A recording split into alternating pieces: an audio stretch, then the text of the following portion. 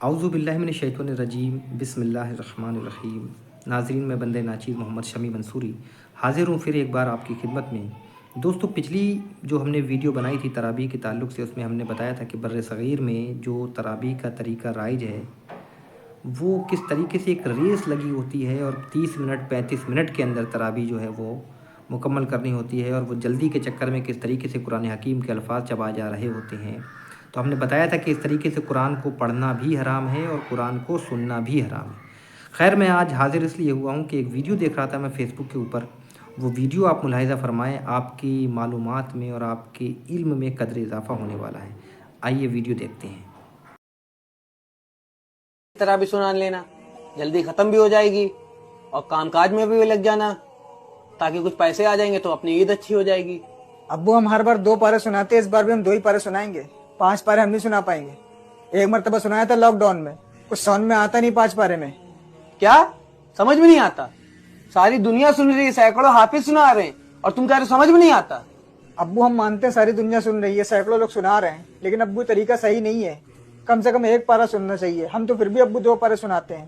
ابو قرآن کو سمجھ میں نہیں آتا ہے۔ ابے منحوس، تجھے ہوش بھی ہے؟ تو کیا بول رہا ہے؟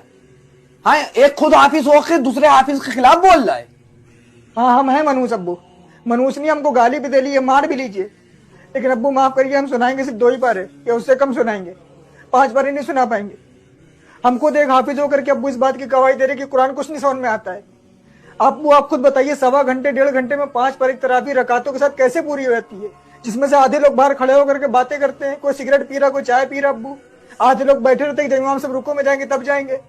ہم جانتے ہیں نا ابو کہ کس طریقے سے تراویح پڑھی جاتی ہے۔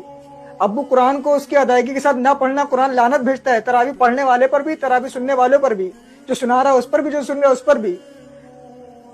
ہم ابو آپ کی گالی کھا لیں گے، مار کھا لیں گے، لیکن قرآن کی لعنت نہیں لیں گے اپنے اوپر۔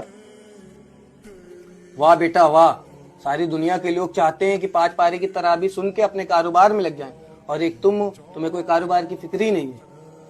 ابو ہم مانتے ہیں کہ کاروبار ضروری ہے، لیکن ابو آپ کو سوچئے، سال میں ایک بار رمضان آتا ہے، 365 دن میں ہم لوگ 20 دن 15 سے 20 دن اللہ کی عبادت کے لیے نہیں نکال سکتے، اس کے لیے نہیں نکال سکتے جس نے ہم کو یہ زندگی دی ہے۔ ابو سوچئے ہم لوگ کتنے خوش نصیب ہوتے ہیں کہ رمضان تک پہنچ جاتے ہیں، کتنے تو بیچارے ایسے ہیں جو اس دنیا سے چلے گئے، اور ابھی کتنے لوگوں کا انتقال ہو جائے گا ابو، ان کو خود نہیں پتا ہوتا ہے، اور ہم لوگ رمضان کی اتنی بے ادبی کرتے ہیں۔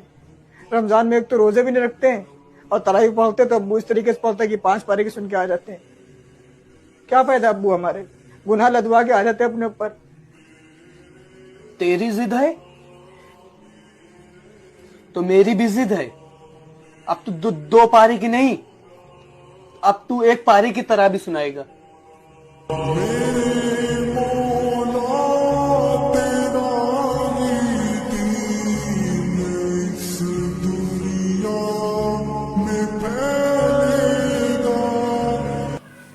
جی دوستو، ویڈیو آپ نے ملاحظہ فرما لی۔